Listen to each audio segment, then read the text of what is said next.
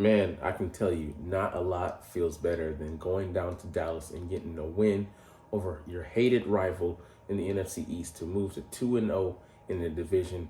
And man, the palpable pain of Cowboys fans seeing Jerry Jones with his droopy long face all day long was thoroughly satisfying. Knowing that you've put another nail in their coffin to keep them out of the playoffs this year, keep them from failing, protection, but also just to hammer at home that your season sucks. Because remember when they, beat down on us last year in their home victory, and they were telling us all, how much we sucked and, things were, spinning out of control. Oh, how the tables have turned. But this time, this team truly looks hopeless and despondent. What's up, it's your boy Cintron. Come back at you with another analysis video, and they kid you not, that's the real name. So we're going to dive into this one and look at the sordid affair in Dallas that went so terribly for the team down in Big D. But, I don't feel sorry for them at all because they dug their own graves, and Jerry Jones knew all along this team wasn't ready to compete. And with all the losses they took, by way of talent exiting the building, you should have put things in place to prevent you from having such a season. But alas, they, stood pat, did much of nothing, and extended, a couple players. And, I could see CeeDee Lamb, but Dak, to that degree, making him the highest paid player. And you reap what you sow because he's on, or about to go on season in the IR. And, CeeDee Lamb had a career, probably, bottom five performance for him, top five, bottom five. Anyways, you know what I mean? Performance for him, I think maybe 6 receptions for 21 yards. I mean, it was pretty damn bad, And Dallas D, credit to them, they did fight, somewhat throughout this match, and they still have some good players, but overall, this is just a sinking ship. And, we did our best to make it, difficult. I'll get to this in a short later, but, we weren't throwing our A1 stuff, with us having to play on a short week, upcoming Friday for me, Thursday for you, Amazon Thursday Night Football. But, it was competitive early on because we were going, 3 and out. We were turning the ball over and giving the ball right back to this Dallas offense, but they weren't doing anything with it because they finished the game with, I think, a total of 49 passing yards or 45. Cooper Rush had 36 of them, which it was pretty putrid. And, they weren't going anywhere, and that was apparent. It's Eagles D just flying out there, guys tackling guys in the flat, gang tackling, forcing, turnovers. I mean, they came in spades today. We had 5 total turnovers, which is just, insane. Just a banner day from our unit and our defense, and they finally look like they've seriously gelled.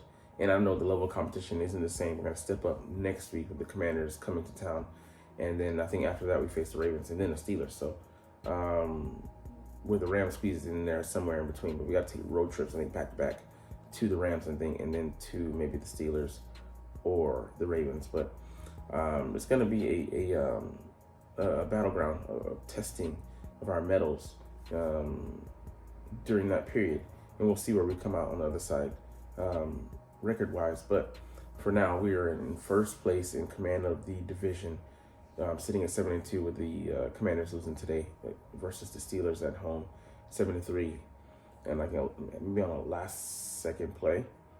But yeah, you're very encouraged by that because we squarely fought our way back into the division race, second in the playoff seeding in the NFC division. And, this one, it's a team that we were supposed to beat. And like I said, it was 7-3 early on, and they were threatening, and we shut down that drive by way of turnover. Just like the last spurt for Dallas, and it just kind of just gave up after that. So the defense, did play pretty well for them. They were, Mike Zimmer, credit to him, shout out to him for putting his guys in positions to be successful. They teed off on Jalen Hurts. I mean, yeah, he did hold the ball, sometimes longer than he should have, but, it's hard for him to say, just throw the ball away because Jalen's always going to try to hold on to it to make a play downfield. And he was waiting for some of the plays to develop, and it just unfortunately we didn't have a lot of quick answers. Like I said, I think we were saving a lot of things for a game where we feel like we would need it more, so we could. This is a team that we feel like we could rely on a lesser game plan to beat them, and yeah, we did. We were spanking them throughout, and look at the second half points, 14 and then 6. So we shut them out in the second half. They were thoroughly overwhelmed at that point. So kudos to the squad for fighting through. Jalen Hurts fought through some early turnovers from him, and against a greater opponent that might have given us some trouble, but against Dallas, who was just barely squeaking by, that was more than enough. So anyways, let's get to the good, the bad, and the ugly, and see hit on some of the highlights and lowlights for the Dallas Cowboys of the game, as well as for us, what went wrong. So anyways, the good. Things are so bad for the Cowboys that Bryce just called me. Reggie Whitehuff made another guest appearance. Stop it. See, this is what I don't get with some of these channels, like not channels, wasn't just YouTube channels, but writers and such. This writer, Joseph Santagula, he's been proven a hater. Why are you even a writer for the Eagles if you're gonna hate this bad, man? Bryce Huff is a good damn player. He's had, he was formerly only in a third down role. So why would we make him, we paid him like he was a full-time starter when he's like kind of like in between a part-time guy and semi-full-time. So, lay the blame at our feet, for doing that and not knowing what we're truly bringing to the building. But I think we might have, but you just wanted to use him in such a way that justified his pay. And you can't have that. Slot guys where they are, not where you want them to be. All right, anyways, the third quarter, dominant. I mean, just we held them to 0 yards, obviously, but they ended up with, I think, under 200 yards of total offense. Well, not well under, but under 200. But it's pretty damn impressive. Like Rico Dowdle had a good day running the ball, but we took that out of the equation because by the time we get around to the third quarter, you can't afford to take time off the clock. You got to pass to stay in the game, and they just can never get going. At right guard, Mekhi Becton, and right tackle Lane Johnson pulling and pushing away Dallas linebacker Damone Clark, quarterback Jordan Lewis. Yeah, they just punished him. I mean, like some plays, like you feel an inkling, and you feel bad for some of the players, but hey, man, that's the game you sign up for. Crush these motherfuckers. Mekhi Becton definitely looked good. I want to see what his grading was for this game.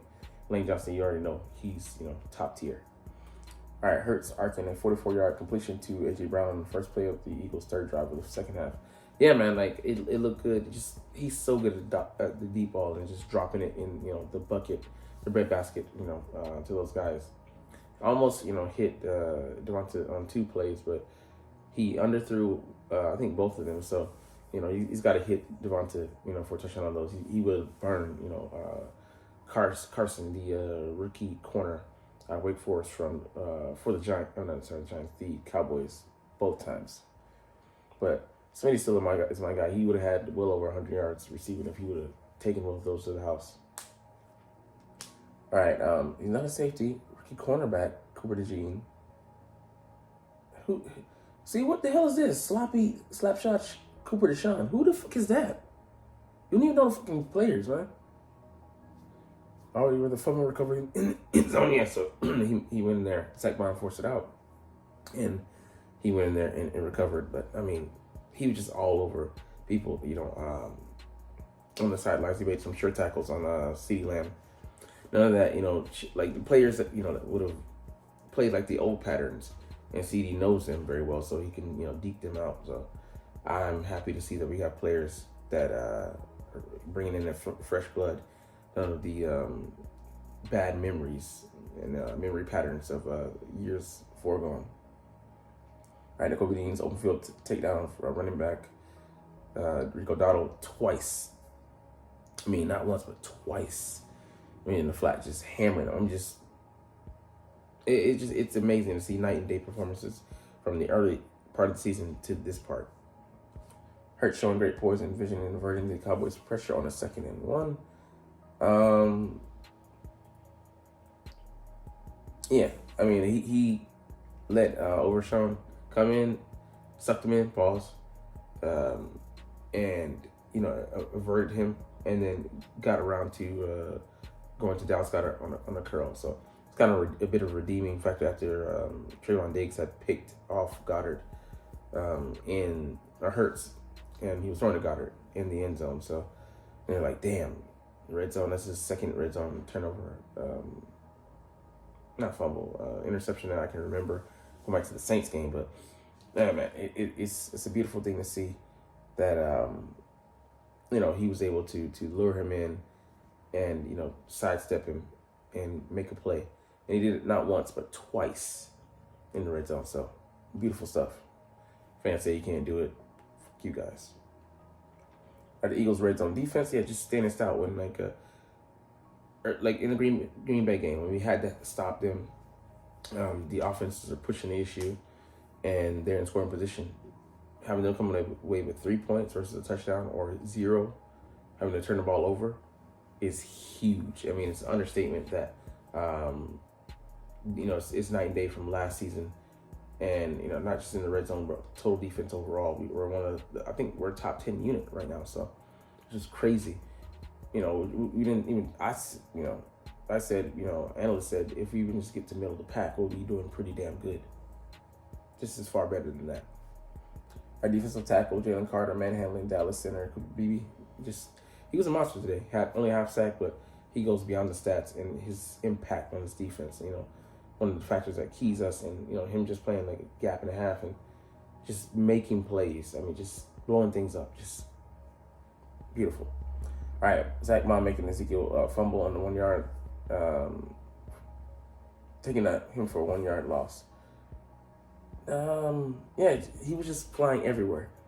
And then, making him fumble as well. Just Zach, I mean, I wish we could re-sign him today, because $1.5 million for him is criminal. We're stealing. And shout out to D coordinator Vic Fangio for seeing the potential in him and going out and pushing to acquire him and helping him to transition into what he knew he could be.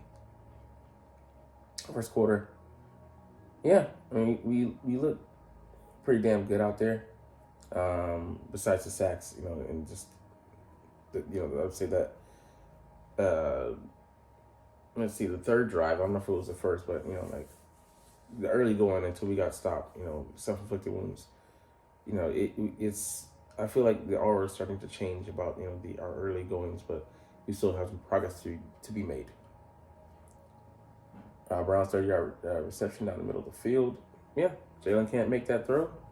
Again, proving you guys wrong. I mean, just he time and time again, shows that he's that guy. He's him.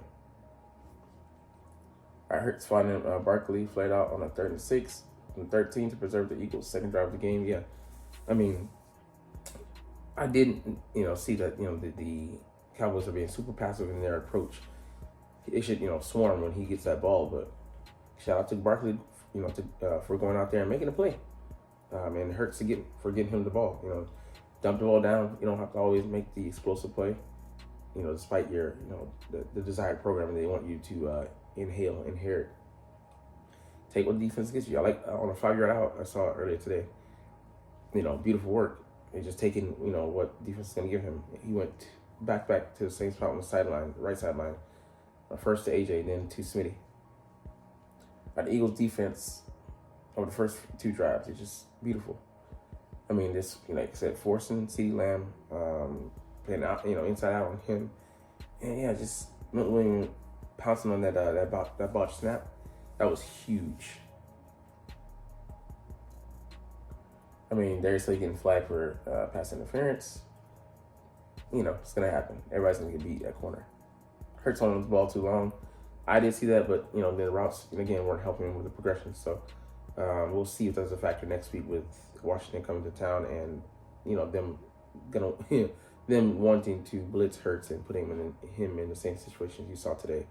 5 first half sacks and then none in the second half. Diametrically opposed. All right, the ugly. Going into halftime, 14-6. Like I said, giving up those sacks, man. It was just we start slow. and we don't loosen things up until the second half of it. What our issue is with implementing things early, we just don't want teams to get a beat on us, or we want to be able to make adjustments for whatever reason that they implement those type of game plans. That's what we are leaning into, and I hope it doesn't catch up to us. Hurts turning the ball over for the 9th time this season. Yeah, it's gonna happen. But that was just great play made, and like I said, if Hurts releases that a second earlier, or a second or two earlier, I don't know if he would have trusted that Goddard was gonna break there. He had to see it, or if he was trusted, he wanted to see it first. But yeah, great play by Trey to lure him into that false sense of security. He's picked Jalen off like 5 or 6 times now. I mean, like 2 years ago when he had that ridiculous season, I think he picked Jalen off twice in each game. So a known proponent of Hurts capitalizing on Hurts failures or Hurts weak points. Yeah, come out to Turpin, 47-yard return. He just slow played it to him, like, beautiful stuff. But I mean, that's gonna happen occasionally. So I'm glad it didn't become habitual.